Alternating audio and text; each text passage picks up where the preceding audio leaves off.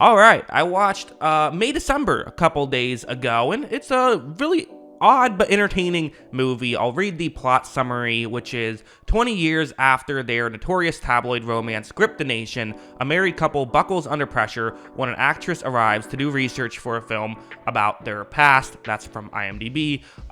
This was definitely an interesting watch. I was curious to see, because it's such a unique film. If you're watching The Curse, it definitely has similar vibes to that. I would say it's very much almost like a vibes movie, but not necessarily good vibes, if that makes sense. The music plays a huge role in this film and kind of tone setting, and it's really a movie about letting the actors kind of do their thing. They're the ones who tell the story of this movie. I was interested in who wrote this movie because it's such a unique concept. So the two credited writers, first there's Sammy Birch, who is a casting director, first and foremost, has about 18 credits for casting, the casting department, and then 20 credits for being a casting director.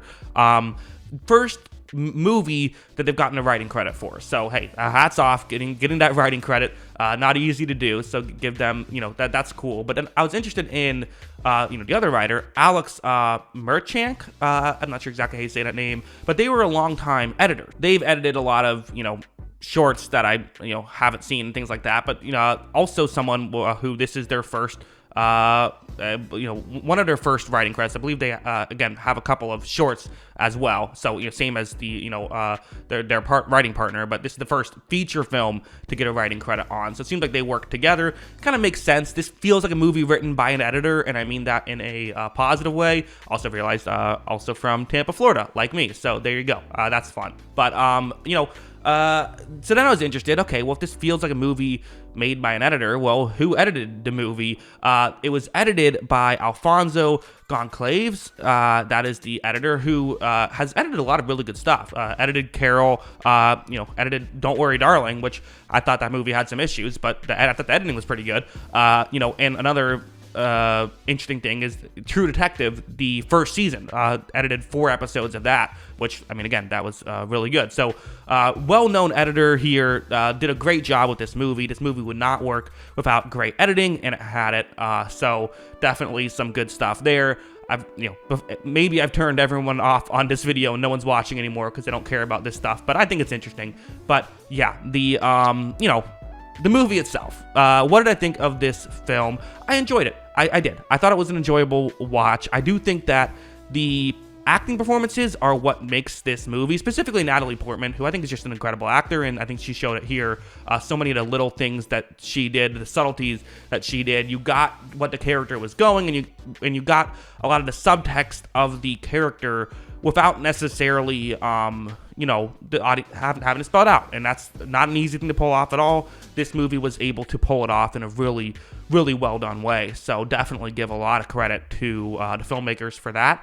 Again, Julianne Moore is great. We all know Julianne Moore is great. That kind of stuff. Really great performances here.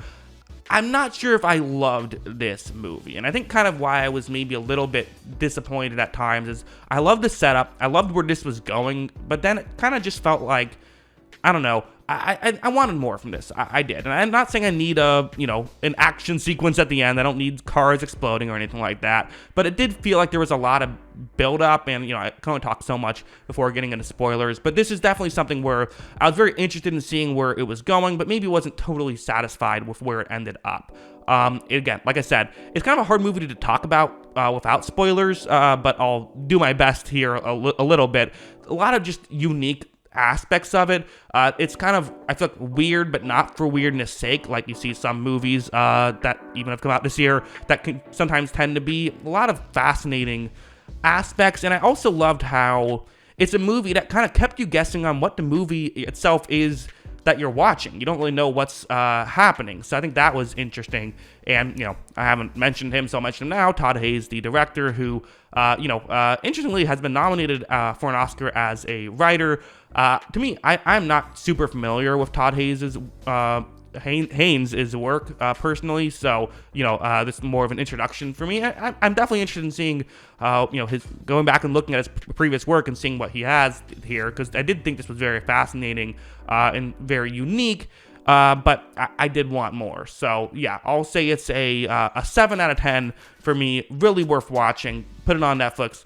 Totally worth it, but maybe not a not one that I'm like gonna say you have to go out and make sure you watch this right away. But I would recommend it if this is your kind of thing. If you're if you don't mind a movie that discusses some dark themes, this might be for you. So yeah, let's get into spoilers now. Talk about a couple things that I wanted to say that couldn't quite say without giving away the whole movie. So yeah, as I was mentioning, there were certain parts that I don't even want to say didn't work for me, but I almost feel like it almost felt, I don't know, like a part 1 or something.